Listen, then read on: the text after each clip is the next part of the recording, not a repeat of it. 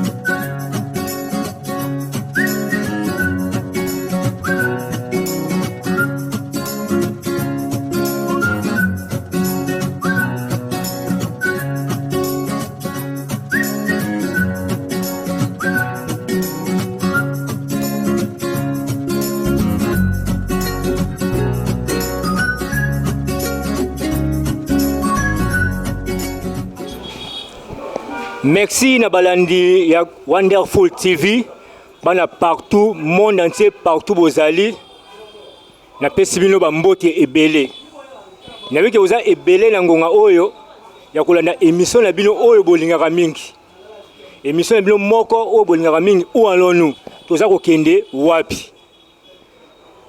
wapi na mboka na biso Congo Kinshasa donc batu balobi trop c'est trop tolembi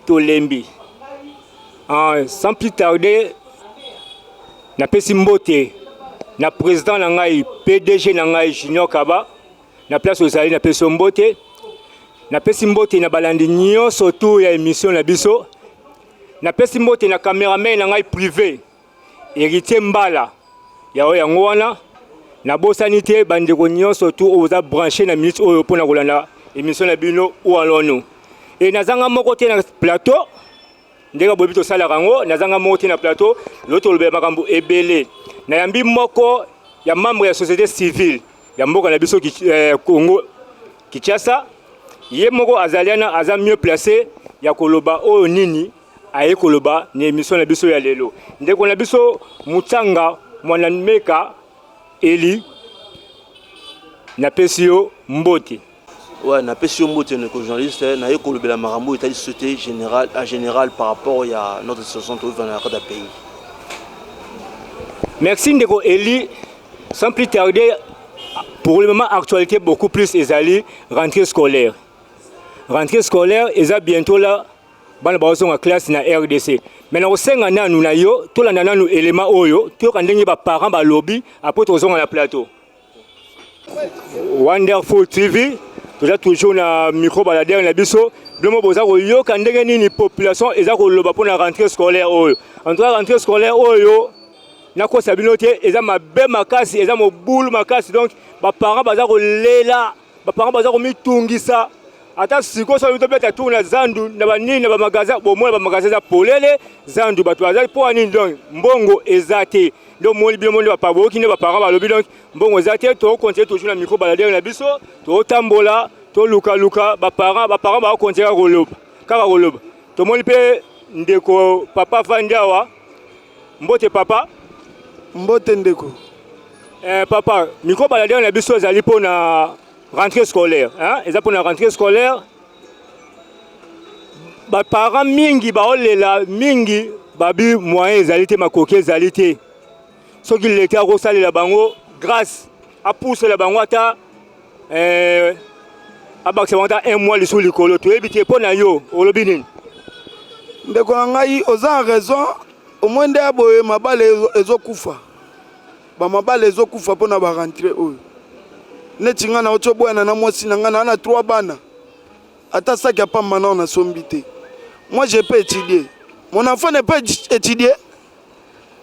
lokola ngai natangaki te mwana ngai okotanga te balobi batie biso baklase ofele tondimi ofele kasi sikoyo mbongo ya kosomba saki oyo kaka mwana akende nango klase bakaye eza wapi kasi papa so mpe tobi tolanda malamu tozwaki déjà congé déjà 2 mois yango oyo non bo 2 mois na tout bino baparent boprépare kaka te boprépare te ti sikoyo papa ti lelo toyaka bajournalier na baengage biso te bambongo tozwaka ezokoka te na makambo oyo ezosenga ya klase ta bambongo tozwa ya mike wana ifo palelia fo mwana lata sikoyo na ozwa ta ya prépare mambo ya klase abana ndenge nini soko mpo na yo okolobela bakonzi nini bakonzi basala nini mpo na rentrée scolaire oyo eloko na olobela bakonzi balobela biso mpe na basosiété tozosala bareconnaître biso ke jour oyo ke ezosenga bana bazonga classe toyebi na ntango akala ezalaka bana bazonga classe boye baopesa biso mwa bakaye basaki mwa mbongo ya bauniforme mais lelo tozozwa ngo te solution ni baozwa misala oyo tokenda oluka ezalaka ke après 3 mois baengage oyo mais ti lelo nga combien des années combien des années nasali na mosala oyo baengage yanga kaka te bana nga bazofre papa kolela te en tout cas notre gouverneur Gentini Ngobila Mbaka yoka kolela ya baboti donc yoka kolela ya baboti papa baza na posa osunga bango baza na posa bana batanga bana bakende ba classe ya kitoko babaki ba classe ya malamu en tout cas papa oza irresponsable mwana zo papa oza irresponsable mpo nasombelesaki te kaye mpe te en tout cas eza pasi yoka lingala bana bakomi koyesa bapapa eza vraiment pasi mingi yango wana tokokontinue kaka tomoni bapara mpe bazali ebele papa mosusu mpe yeyo azali awa toyo ozwaka bapapa papa mosusu yo tomoni ye awa mbote papa tozalaka juste na micro baladere na biso tozobela mpo na rentrée scolaire ya bana classe ezonga mais bapapa ebele tozwi bango na micro baladere na biso ya Wonderful TV votre chaîne oyo bolingaka mingi oyo epesaka bino makambo ya société na émission ya bino où allons-nous yango tozali awa papa tomoni yo nayebi te oza moboti oui na moboti kombo nani Ogi kombo Ogi papa okoloba nini siko mpo na rentrée scolaire oyo bandeko na baninga na baboti baodéclare bon neti biso toza na eloko akoloba te fatia te la biso na makambo ndenge mboka ezokende tozosala misala me kofuta malunga eza te bon tokoloba nini mpo na mboka yango kaka boye tovote lisusu kaka bafongola misala yango mpe ndenge tozosala misala bafuta biso mpo tosoma basaki meme ata mboka kosoma basaki emona te bakaye baobana ndeni tokesuka ndeni toyeba te esaka pasi nzambe kaka asunga kaka sikoyo ngai eloko ngai na kamwa mingi kaka 2 mois mobima oyo batike milo ya congé bozwaki te koprépare te mpo bana bazonga classe mbongo nde eza te misala ezali me misala yango ya malunga te mbongo mpe ya malunga eza te sikoyo so oza na bana misa tosalela bango programme osala ndenge nini ya pasi kaka merci papa en tout cas Fati Beton bana baleli talela bango likambo oyo ezali awa tomoi mpe elenge moko mpe azali awa ye mpe je pense que aza mpe mwana classe akendaka mpe classe toyebi te mbote nangi natuna yo déjà baparent baprépare mpo na yo classe ou bien osala ndenge nini mpo na moi baninga misusu tozwi bango babi baoteka bamai mpo bazonga classe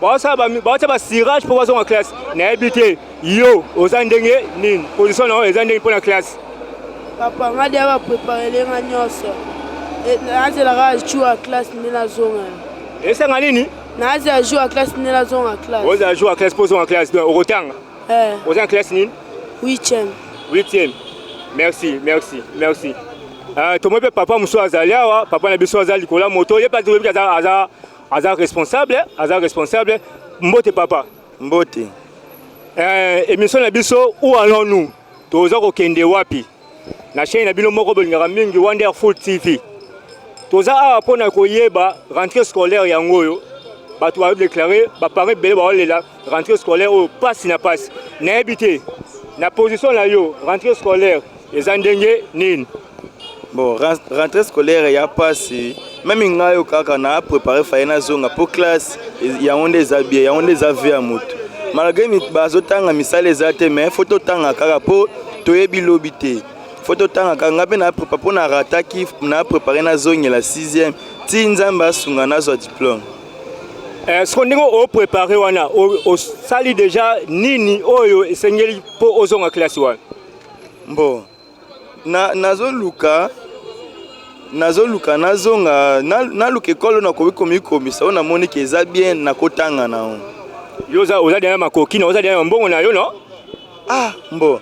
Makoki lokola nazoluka boye moyena tiela pe moto eliki a part nzambe eza te fona luka kaka na sa makasi po so na vanzi moto asunga pe aza te. Siko ndengo préparer na passe boye ndengo préparer bige o préparer ota musa moto ka pose mbongo so clair. Soki lelo siko ba yebisi bino kino lelo yo rentrée scolaire oyo to soit disons to ba kino année komi année blanche. Bo sa nini? Pour bino ba te préparer. Et wana yeza mabe to sepela te. To sepela vraiment te. Deux années scolaires où l'équipe, 2 ans passés, tout le monde vraiment la passe ma casse. Vous voyez, vous avez classe, et classe mais tu répètes année au 5 ans, et répéter ou bien ma commission fait ça. Bon, année vraiment, tu sais que l'État va limbisa biso, totanga vraiment, va limbisa biso totanga, bazongi sa pena classe ndenge zalaka liboso. Babo ma venir à bana makasi donc batika biso totanga donc to sengi vraiment papa ministre et enseignement donc bongisa vraiment bien bana batanga po kotanga iza yango ni avenir bino bokoma ba ministre ba député ba nani po botanga donc to na posa bana pe ya génération na biso batanga pe bazala lobi bazala lokwa bino papa ministre oyoki papa gouverneur oyoki. Tous en a besoin année oyo classe ekende normal. Toboyo un mois bakati classe bakanga classe te année oyo tous en a besoin classe ekende normal. Tous en continuer pas. Merci. To continuer micro balada ekende to kutani na papa mususu yoyo mbote papa mbote boni bien papa kombo nani kombo papa chéri. Papa chéri, artiste, je crois que rentrée scolaire, yangoyo, bientôt la rentrée scolaire ezali. Yo en tant que parent, oza koloba nini. Parce que les parents belé ba olela. Makoki ezate, mbongo ezate, ba futa mate, salaire malonga ezate, ti le bazaka ti le bazaka ba journalier, le compagnie ba ça déjà ba 12 mois yango bazaka journalier. OK, na loi eza bongo te. Yo ce en tant que parent pour la rentrée scolaire au lobby nini. Bon, vraiment, ils ont passé mingi na ratambo kanabiso. Mingi vraiment on le béaté, mais il y a mon cœur on le béza qui faut côté sa chef de l'État, alors qui gratuité enseignement. Mais na roloba gratuité enseignement, tous on a vraiment mamango zo qui déclaré, to qui ne mambuya ba na classe ba école belé ba osenga compte. Ce qui a compte c'est até moyen ba na batanga ezate. Ozo pas papa ngai. Parce que ezo ça la passe. Bato ebele bazuna mbongo te na minute on est babwe mingi ebele ba 4 mois ba 5 mois 6 mois baza impayé yango mo la so tambola bazandu okuta bazandu polele kala to ebaki rentrée scolaire na minute toza lelo le 30 ngo mo la zandu déjà plein donc bato baso ba kae moi ba uniforme donc ba ebele na minute ba ozonga na ba sac ya kala ba couper ya kala ba pantalon kala donc chef de l'État faut aller vraiment moi place oyo. Excellence Tony Mwaba, yoza vraiment papa ya na EPSP. Tala makambu ya bana classe. Donc moi pas ces moi muké, balongola na système ba compte na baba na banda classe. Et ko sala moi bien. Merci. Si vous avez un compte, vous avez un compte. Oui, vous avez un compte. Mais Minerval, il fait foutre à ma. Bon, Minerval, il faut foutre à ma bête. D'un chef de l'État, lobby, grand tuteur enseignement, ils ont moi. Na bano baza na classe ya C mais na bano baza na classe ya likolo nde ba osenga ba compte wana lelo ba futi non ba tuté classe ezo banda les 5 parce que soko za na mbongo te bana ba okene classe te po bango ba lobi bana nyonso bazonga classe les 5 na 7h30 ba mona bana parce que lelo mbongo ya te bana ba kozonga te po boti a compte ndeti ngai pa bana nga nyonso mi balé ba lobi mwana moko $40 parce que $80 na minute ça 60,000 na za na ngote c'est que les 5 bana nga ba kende te. Merci Banakin Bola Nabino Moko Otozana Wonderful TV, votre chaîne Obolinga Mingi na émission Nabino Moko Obolinga Koyoka Mingi Kolanda Mingi où allons-nous Tozako Kende ou Wapi l'autre le qui mingi pour la makambo gratuité ba bika ndeko na branche na bino suivant l'autre ba pour la makambo ya rentrée scolaire gratuité zali oui c'est vrai ne ba konyamboka ba lobby wana etel bisote etel ba konyamboka ba onde ba lobby gratuité ezali pour l'enseignement primaire tout cela total merci papa to monani quand vous me savez que l'émission na bino micro balade na biso ya lelo esuki awa micro balade na lelo esuki awa.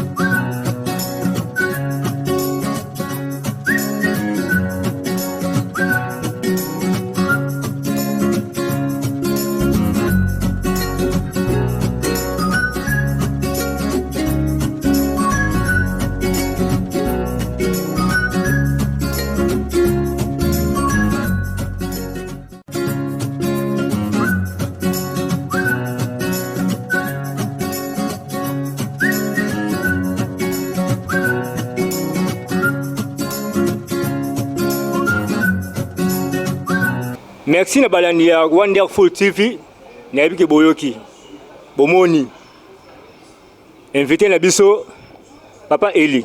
Ouais monsieur. Oyoki ne ba parents ba déclarer. Ouais, na oki na ba déclarer. Monsieur Allah ba vanya mabele pour passer leki.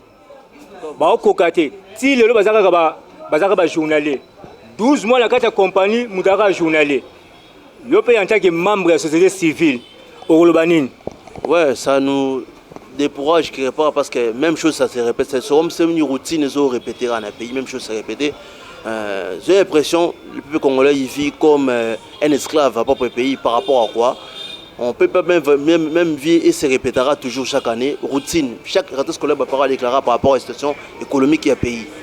Toujours va déclarer mon foot même si c'est gratuité suffit pas gratuité ça pose pas un problème dans la vie des parents bien sûr, mais qualité d'enseignement par rapport aux élèves qui partent à l'école normalement pour bien prendre capter la matière auprès d'enseignants.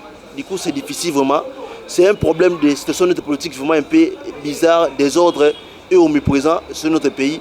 Du coup les parents vont déplorer et bandit du colotinacé et on va déplorer par rapport à ça. Il y a vraiment un désordre grave et ils ont manifesté dans le pays par rapport à l'affaire. Il y a une situation sociale à pays.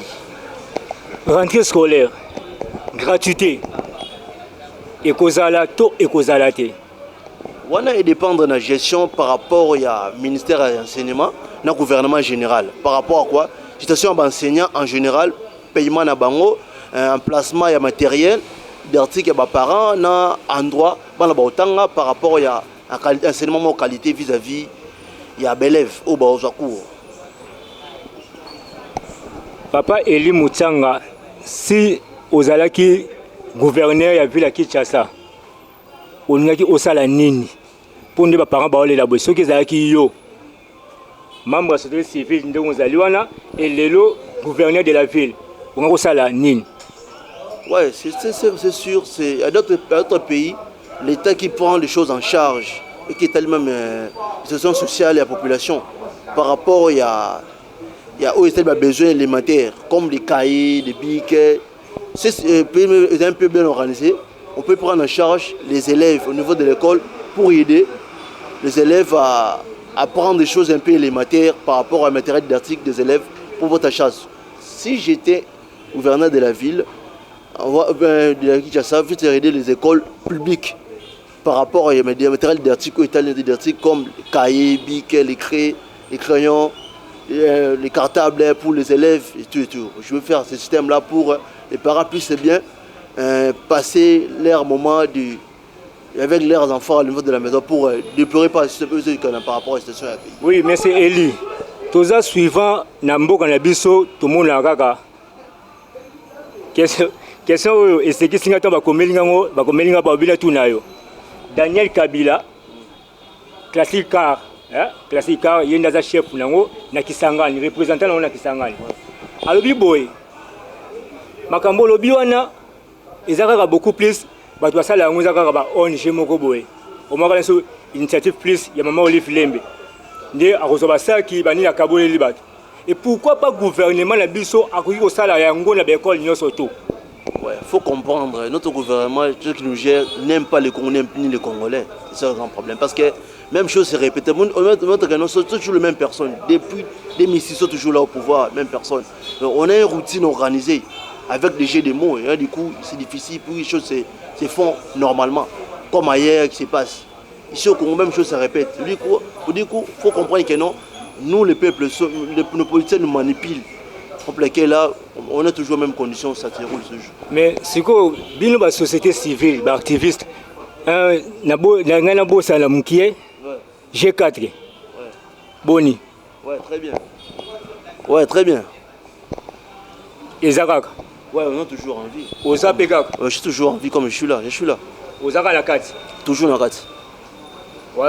Oza si. Non, sûr, dans la 4 toujours. Mon belango soutien. Mais le belango toujours. Troisième fois, on a une bonne émission, le belango. Avant tout, souvent, on a des réseaux sociaux et tout. C'est qu'on parle, c'est important là-bas, les Congos qui nous intéressent, nous tous en général. Chacun, il faut savoir contribuer à sa manière. Notre organisation, bien sûr, nous, on peut se monter une organisation. Non, bien sûr, on peut monter une organisation, bien sûr, mais c'est important d'abord le pays qui nous gère, nous tous en général. Notre élément majeur, c'est les pays. Quand on voit les pays, on ne voit pas le nom, bien sûr, mais on voit les pays, on voit moi et toi et tout, ainsi de suite. Ça pour être les pays. Du coup, on parle de ça, mais en mission comme ça, on peut parler, puis ce qui est important, les pays d'abord, pour que les choses ça marche dans les pays. Où allons-nous? Toujours Kende, Wapi. La situation où nous allons les lots na RDC, beaucoup plus na Est na biso. Est na biso, en tout cas, tout lembi. Tout ça, to lembi, to lobby, to na bande ko na Est ko, ba komi na ko marché. Pour ça, nous avons dit non, to kota Uganda, to kota Rwanda, to kine ko kanga bango na maboko, to éviter. Toujours Kende, Wapi. Ouais, si ce sont Est des pays, j'ai l'impression que nous tous sommes complices. Nous sommes complices par rapport à quoi? Par rapport à nos autorités qui nous gèrent. Ils sont complices. Par rapport à comment c'est que non? Même affaire, c'est toujours la même chose, ça répète jamais. Les gens, mais il y a toujours des ordres à gauche, à droite, à l'est. C'est quoi? Du coup, ça comprend que non, nos autorités, ils comprennent ce qui se passe à l'est des pays par rapport à leur gestion. Parce que lui-même, le président était allé là-bas à l'est. En son retour, il y a toujours des mers. Vous dites quoi? Nos autorités, les gens qui sont là-bas à l'est, nos militaires, ils sont complices par rapport à cette affaire qui passe à l'est là-bas du pays. Ils sont complices parce que par rapport à tel autorité de la République, moi je parle d'un endroit quelque part, à tel chef terrain, pour moi c'est que non, quand je retourne à la capitale, les choses qui se barrent toujours comme ça, c'est que nous sommes complices de cette affaire. Parce que j'ai l'impression que notre souffrance de ce pays, du coup, et nous-mêmes les Congolais, l'autorité, nous sommes complices. Nous avons créé un système pour qu'on puisse être complices. On a créé un système pour que nous soyons complices à cette situation qu'on vit avec ça à la RDC. Par rapport à quoi? Tu vois, un motocycliste roule dans une route, crée des désordres. Mais le roulage, il a arrêté, il a donné le roulage quelque chose là. Du coup, même les autres, là, ça se répète. Du coup, nous tous sommes complices par rapport à notre souffrance. C'est également ce qui passe dans les pays. Nous tous sommes complices, même les militaires sont complices par rapport à ce qui se passe dans les pays. Il y a tant de groupes d'armées parallèles. Bana poto, bana kin, boyoka. Et ça qu'on engagé ngaïté, babi biso tout ça complice ngaïté. Est na biso ezaya ko beba, babi biso tout complice. Na yambaki Prince Penge. Nambaki Prince Penge abi botiki la bango est wana bango babi nino ba osala. Webi Prince Penge non? Abi totiki la bango est wana bango babi nini oyo ba kosala pona yo en tant qu'activiste, en tant que membre de la société civile. Quelque part, c'est manqué dans le peuple congolais qui vit comme un esclave. Non, ça, parce que quand on parle de la souveraineté, c'est nous le peuple qui est souverain. On va faire le choix de nos autorités. Quand vous partez à l'élection, c'est qui va aller voter? Eh bien, nous le peuple. Nous, on ne va pas voter. Il ne faut pas dire que non, tout ce qui est là-bas, non. Et puis, appartient à nous tous, en tant que peuple congolais, appartient à nous tous. Pourquoi pas leur place à ceux qui, pourquoi pas, comme moi et toi, on peut s'engager à cette poste-là. Du coup, il ne faut pas, c'est dit comme ça, qu'il n'y ait pas à se manquer dans le combat, héros pour la libération d'un pays, pour pays c'est un pays libre. Quelque part, c'est vraiment une grande bêtise qui dit que tout ce qui est là-bas. Les parents appartiennent tous, nous sommes des courtiers de ce pays. Il ne faut pas dire que non, tout ce qui est là-bas, quelque part, non. Et pas c'est bizarre, vraiment, cet langage, moi je ne peux pas dire ce langage-là. Le pays appartient à nous tous, à tel peuple congolais. Eli Mutsanga, to mécalement qu'on a intérêt dans la situation Est, équipe nationale, Léopard, Chan, Espoir Ezali. Espoir, oui, parce que ce pays a des folies de talents. Il y a vraiment beaucoup de talents par rapport à ce pays, mais ce qui nous bloque, nous tous, c'est qu'on. Et le part senior, le part locaux, et nos championnats locaux, c'est l'organisation. Il n'y a pas une très bonne organisation pour laquelle là, tout trébucher toujours. Espoir, c'est bateau, mais l'organisation qui est pas, Espoir est plus un peu menacé par rapport à l'organisation. Espoir est un peu menacé par rapport à cette organisation. Koulouna paye Espoir Ezali. Affaire à Koulouna, c'est affaire de l'État en général. L'État qui est au monopole. Parce qu'on dit, toujours, c'est la famille qui éduque, l'État qui donne l'instruction. Quelque part, les sécurités qui ont mis présent au pays à cause de l'État, les policiers et les Koulounais ont travaillé à complice pour détruire la population qui souffre. Les populations sont exposées par rapport les policiers et les Koulouna, ils sont complices pour qu'on puisse se menacer. Koulouna, c'est seulement qu'il faut une très bonne unité pour puisse travailler pour protéger la population bien à Bango. Mais le lot moni lelo quand Yamaka cessé, ça va. Général Kassonga, quand même, c'est un homme à féliciter. Bakuna lelo bakumiko tonga bandaku, bakuna lelo bakumo lesa ba est bakumo lesa pe ba masango mo liama. Pas oui, pas aller mais aucune mais c'est de Mérika Kassé qui pas on peut dire que non, c'est 100%, 10%, ils en ont pas de ça. Il y a grave ça non parce que aucune mais à d'autres communes qui sont toujours les Koulouna sont toujours là. Toujours même à Makala, moi j'ai un oncle qui est à Makala là-bas, il m'a menacé par les Koulouna. Parti 23 il ne veut pas venir dans la maison parce que les Koulouna sont toujours là toujours. Quelque part on voit les images, mais en réalité c'est ma vérité. J'en fais là-bas, aller pour parce que les gens parlent là-bas, mais quand les gens ce sont les vrais Koulouna. Parce que moi j'ai vu sur la télé un messie, il a laissé ses enfants d'aller là-bas pour se camoufler, pour reprendre un métier. Du coup, c'est pas vraiment intéressant de dire que non, il part là-bas pour. Non, Koulouna sont toujours là. On arrête déjà, mais toujours Koulouna il continue. C'est rien du tout. Eli, monsieur Eli, oui. Maternité gratuite. Où allons-nous? Maternité gratuite. Babi, c'est que maternité est comme il y a au fêlé. Mais il y a bandérine au robot. Papa, olobini. Maternité comme gratuit, qui n'est pas pour la CGMP. Enseignement gratuit était menacé. Maternité gratuite. C'est aussi menacé par rapport à quoi? Par rapport à ce que les médecins, dans l'hôpital, il y a l'État. Les médecins sont bien conditionnés. À quoi ça veut dire que non, maternité gratuite? Quelque part, c'est vraiment paradoxe. Moi, un paradoxe vraiment. Papa, il y a moi qui na sima. Yo pe en tant que parent, rentrée scolaire, yo pour le bini. On a très parents, mais tous aussi bien conditions, les parents vont déplorer, ils vont intervenir, aussi bien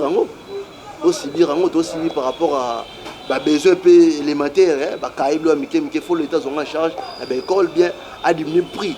Prix a marché pour l'État, tout le monde a fait son cahier pour tout le monde est un peu content. Il y a aussi à l'école, vu que l'enseignement est gratuit, est toujours menacé par rapport il y a via COP en Congo, vu qu'il y a bien organisé, du coup il faut coopérer toujours. Parce que tout ça, ils ont misère et il y a la station de parce que la misère donne l'esprit de révolter pour parler de ce qui est vrai. Ce qui est vrai est toujours menacé. Eux, ils ont faux et ils ont toujours bienvenue dans le bateau, ils vont dans Mbilinga.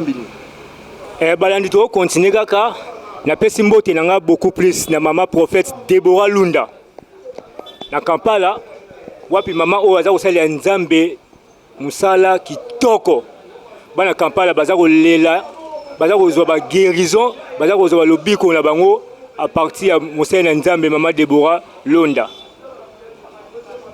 Papa Eli Moïse Katumbi hein Martin Fayulu Kabila Kabangi, Premier ministre honoraire, Matata Pogno, Bassangani. C'est que danger d'aller, hein? Moi, je n'ai pas un danger, vu que je connais nos politiciens congolais sont les manipulateurs de la réalité, ce qu'on vit au pays. Et c'est nous, ils ont ces conditions de pouvoir aboyer. Si on va se battre, non, t'as la moutouna, ça là-bas. Moi, c'est rien du tout.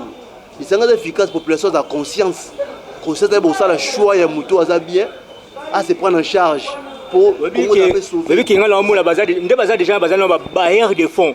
Bazar na mbongo ya presque bango tout bazar na mbongo ya ebele. Et une fois là na diriger mboka o moteur de bon.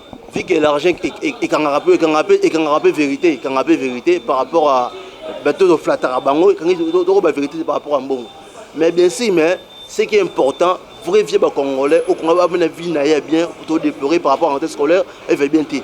Bateau ba mbongo pourquoi pas ba au tchamongo na ba aider ba congolais ba vivre vie meilleure parce que pas bien créer opposition fantôme pour pas distraire la population par rapport à une population avec la misère.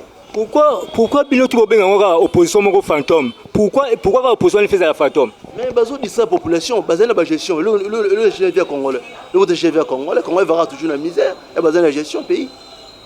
Hein?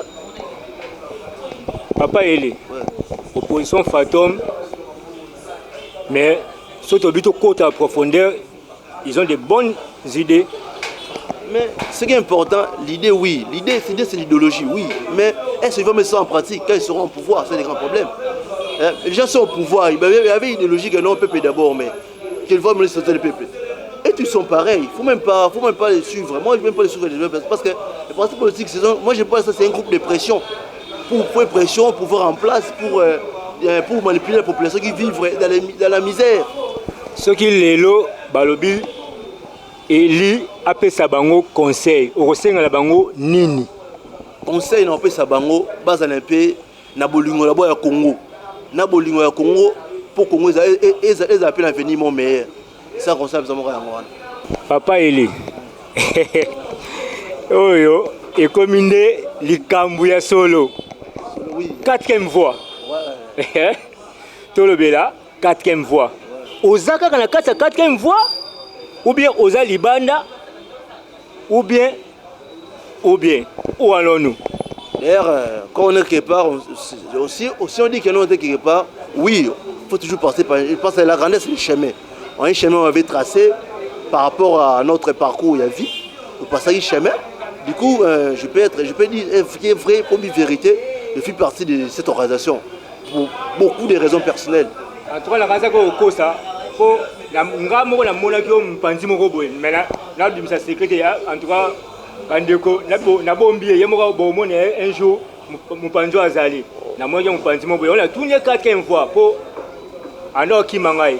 Ouais, vu que je suis libre, je suis pas à la captivité, pour laquelle je dis que non, je suis plus là-bas parce que j'avais un papier que j'avais signé que je sois là-bas pour du bon toute ma vie. So ba obatika le kuna ukina pe wapi donc asu sango la binoté. Comment on a raté l'idée de Bino Azar? Azar en vie, comme moi je suis en vie, il fait ces choses à sa manière, moi je suis à ma manière. Hein? Mais c'est quand moi je serai à sa côté. Ah ça va venir. Ouais, ils ont continué, moi je suis les meilleurs par rapport à ce qui se passe là-bas. Pas un problème moi avec eux. Ah, Banaki, topé maintenant, topé maintenant, mon qui pardon.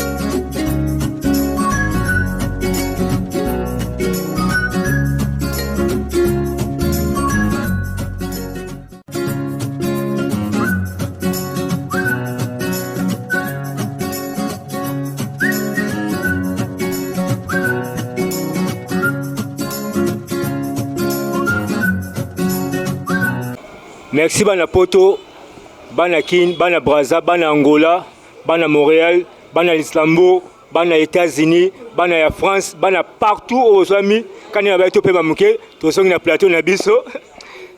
Na pesi mbote na ngai mingi, na mère de mère, Aisha Kam. Place azwami, na mkila Poto, na pesi mbote. Papa Eli.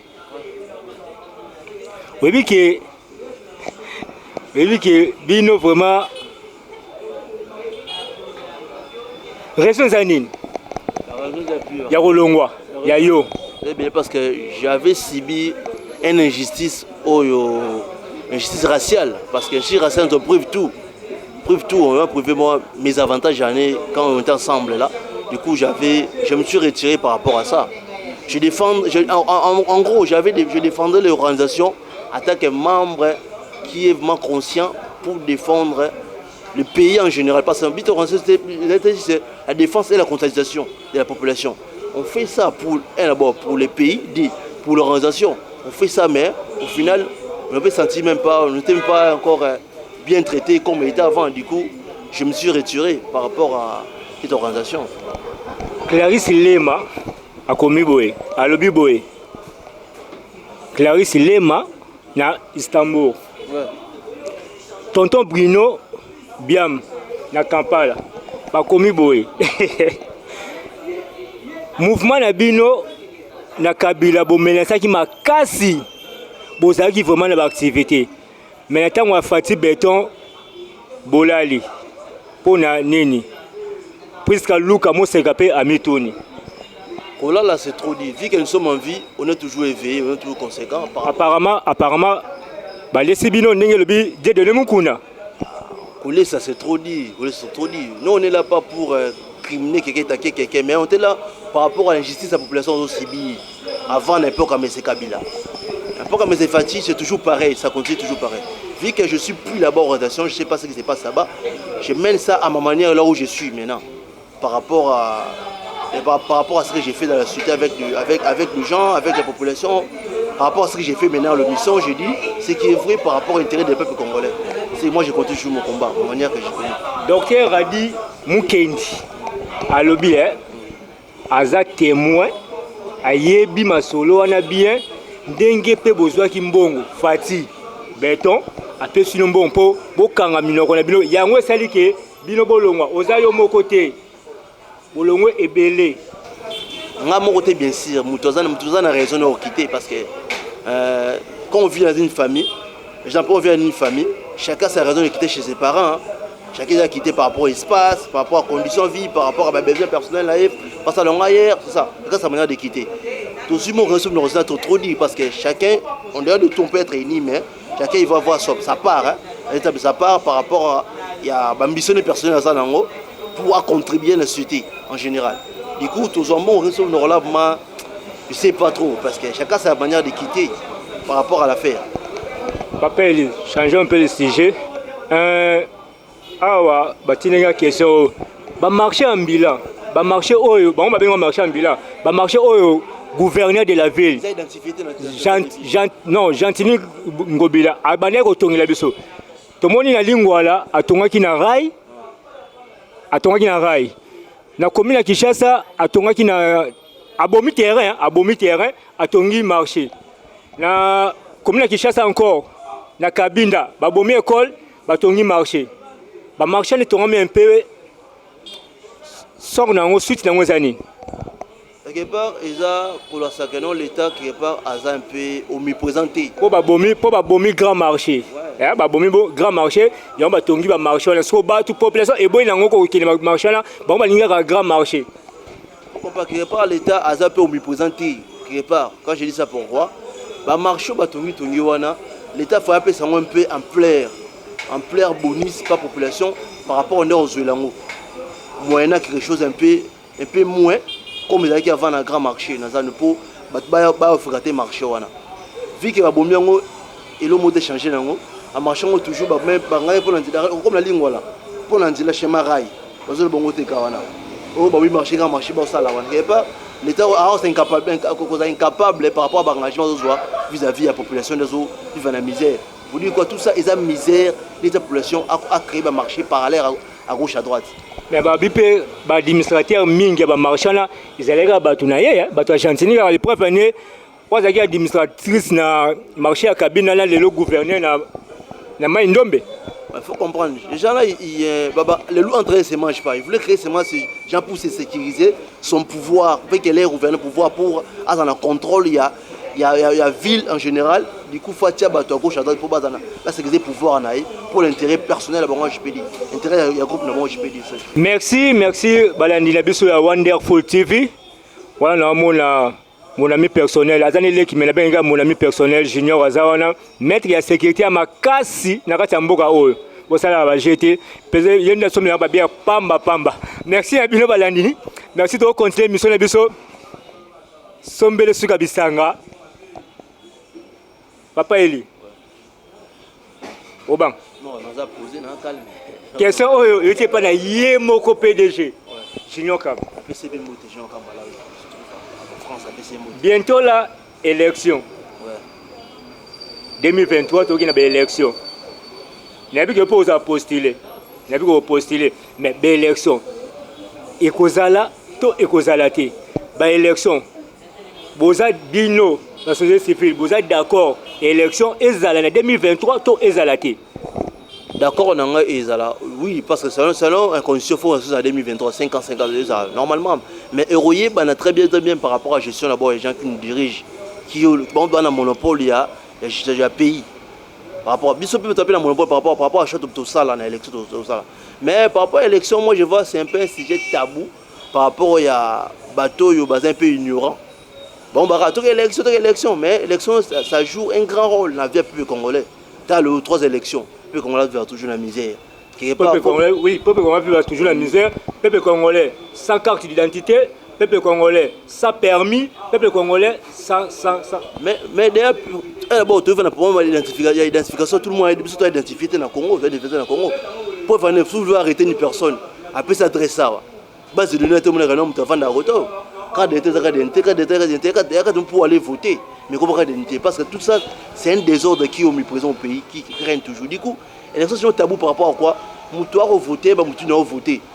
Pour conseiller que Moutou n'a voté, non, pas pour le discours, c'est s'imiter peuple à réagir par rapport à droit naïe. Mais bien peu de discours, on a pas polo, non? Tout le monde vote pour le discours, on a polo. Donc ni t'étais polo, ni t'étais discuté au vote, binoté. Nous a imposé ce système-là par nos politiciens en général. Par rapport à quoi? Polo, n'a langage, avec une très bonne locution à leur langage, pour faire croire que non, il va changer les choses. Mais le contraire, rien du tout. Pour te voter, mais le téléphone est kangama. Ouais, faut comprendre qu'il n'y a pas des hommes d'affaires. Ils s'investissent leur argent pour qu'au final, il va prendre ça. En affaire d'État, en affaire à l'État, bon, par rapport à leur salaire, par rapport à leur loi évoquée dans le Parlement, bon, on va pas passer loi pour l'intérêt dans mon personnel. Il n'y a pas de conscience, il y a parce que quand les parler que non, prenez-vous dans le char, prenez-vous dans le char, quoi? Oui, non, on appelle ça oui. On prend oui, il faut toujours non. Et ça le rappelle. Oui, à cause de la misère, tout ça, il faut avoir conscience pour comprendre là où est sans aucun. Comme on dit l'émission, là où l'homme sommes nous, l'émission de par rapport à où allons-nous votre émission na Wonderful TV? Tozo kende wapi? Papa Eli, toko voter nani? Pe nani to voter te? Mais tout ça, je dis qu'il peut avoir conscience par rapport à l'élection, parce que l'élection, moi je vois, ça ne change rien dans les pays. Toujours, même véhicule, toujours même chauffeur, par rapport au système qui vit ça. Quand on voit nos leaders, quand on voit les leaders, les religieux, les leaders politiques, n'importe quel leader, sont toujours un peu dispersés pour leur intérêt personnel. Du coup, le peuple est souffrir par rapport à leur discours. Du coup, il faut avoir la conscience à comprendre avant et après. On verra toujours la misère. Ça pour vous avoir toujours conscience. Aux hommes ici, si on a ma candidature, qui est en lobby qui non, les leaders na biso politico-religieux, tout qui est na religieux. Les lobbies tombent à ma casse, na ba pasteur.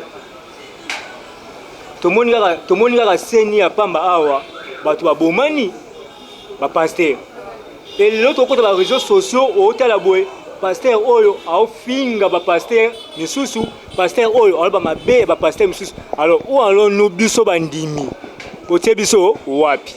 Tout ça doit abolir d'abord originalité na biso souk sa biso ba centre parce que quand on voit à chaque pays loi tout est écrit na souk sa bango coutume en fait. Nous nos pasteurs ils sont là uniquement pour manipuler la population. En plus moi, je pense que nos pasteurs sont les accompagnateurs de nos politiciens, des autres qui règnent dans les pays.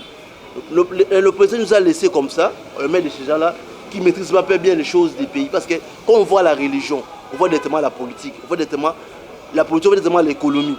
Du coup, nos pasteurs là ils commencent à nous manipuler à cause de la misère que le politique nous a mis à nous. Tu vois, tout ça c'est l'État qui a le monopole de tout ça. C'est l'État il a mis une rigueur par rapport aux églises, il va identifier les églises dans le Congo, Mamoto ils ont la sauté. Sonic a foutu Azab. Je ne sais pas là où il se trouve. D'ailleurs, moi je ne suis pas membre de cette église. Du coup, quoi ça, je vais connaître cette justice. Continue Fernando. Je ne sais pas si se trouve où, je ne sais pas trop. Se trouve où. Mais moi je ne sais pas, je ne suis pas membre de cette église là. Du coup, je vais comprendre là où se trouve. Je ne sais pas. Papa Eli. Au Sambela. Moi je suis enfant de Dieu, je prie pour moi-même. Pour toi-même ou à l'église? Je prie pour moi-même. Tu pries pour moi-même. Pour moi-même. Dans votre église? Ouais, moi, mon église d'abord. Toi, tu as un pasteur? Non, je ne suis pas un pasteur, je suis enfant de Dieu, point court. Tu as un pasteur? Je suis pas un pasteur, je n'aime pas un pasteur. Moi-même, je suis enfant de Dieu tout court. Enfant de Dieu tout court. Ouais. Conseil nous opé ça na basala nzambe. Conseil na pesa na bango ba pratiquer ça na la Bible o ba ko komela bango wana na divinité nzambe so za très efficace amour du proche ba na bolingo. La Bible bango wana. O ba leki ka ngo nzambe so yango wana. Kadima, monsieur Kadima, président ya CENI actuel.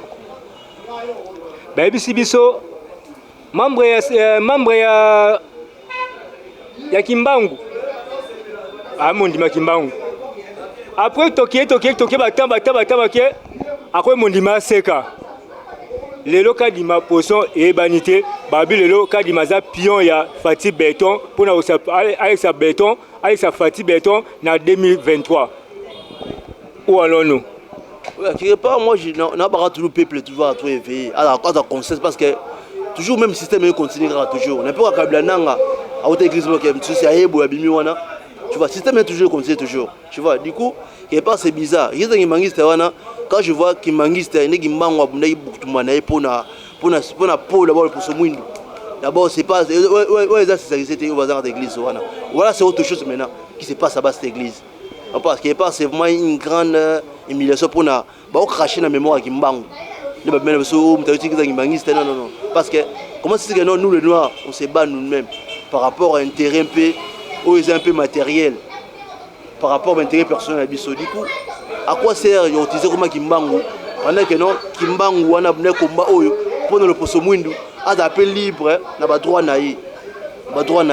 Quelque part, ça peut être honte fort, on a combat Kimbangu, on a pas servi. Merci na balandi ya Wonderful TV. Tomoko manabiso na suka. Ozali partie suka. Partie suka émission où allons-nous? Ils allaient retrouver un serment. Oza osimba micro, oza tsa loboko na tolo, oza ko loba. Soki lelo yo eli na tête ya mboka oyo to vivre changement.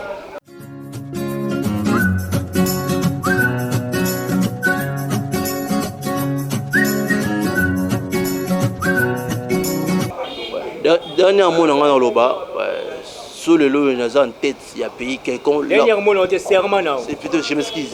Le lot, on a loba. Tant qu'on a président, on a une image. Ouais, il faut attirer. Ils ont cédé mon cachette. C'est la raison, on a toujours. Ouais. On a loba d'abord en tant que citoyen congolais, en tant que fils du pays. Sur le lot, on a ça serment, c'est ce qu'on a faire à pays.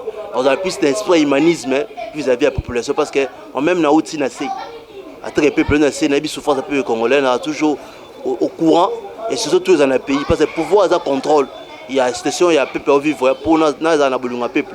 On servit nation attaque moi na Congo, attaque moi na Nzambe, dans la mabaninga parce que nous pas ça va pas ça baninga. On a merci Bolandi serment ya papa na biso Eli Muchanga ndengini na lobby. Un jour wa kokomaka en tête na mboka oyo soit na présidence, soit na députation, soit na ministère partout à Rosala, même dans l'église. Soki ndaba sa église comme pasteur, serment na yango wana. To zong c'est yango un jour. Mot de la fin.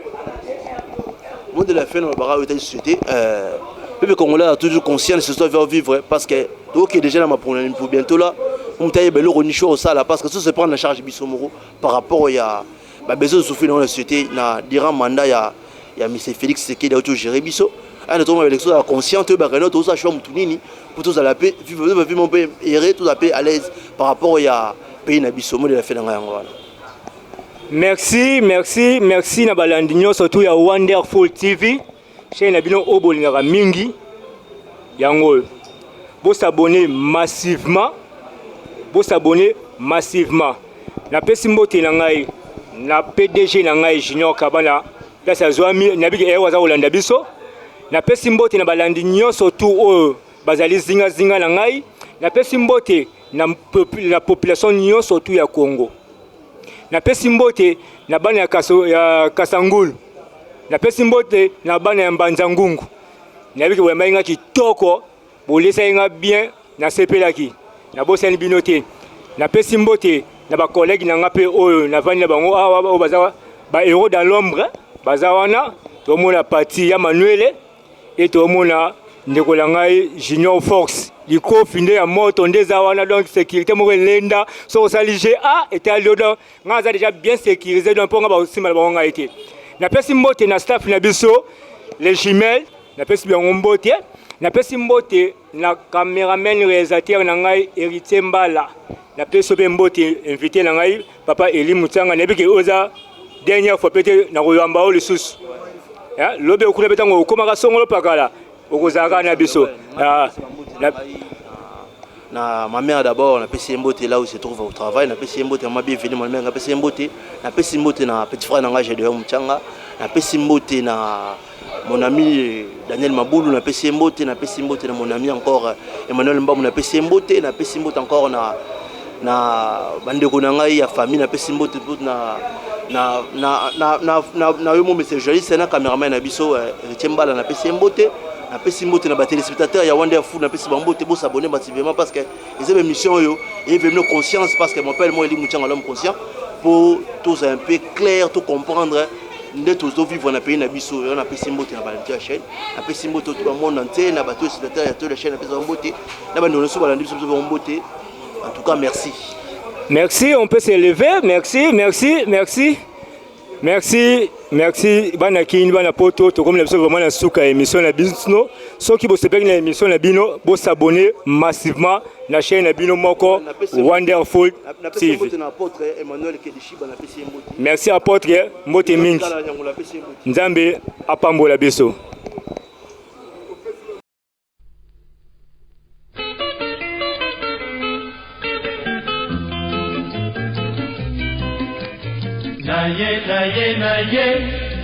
nayoki sango na mosika balobi na ngai babandi kotomboka kanga Lazare bakokima nakokaka ndenge oyo te nalingaka babebisa te tozali voisin tozali bami simbanga na loboko tobima otamona obayoka likambo esila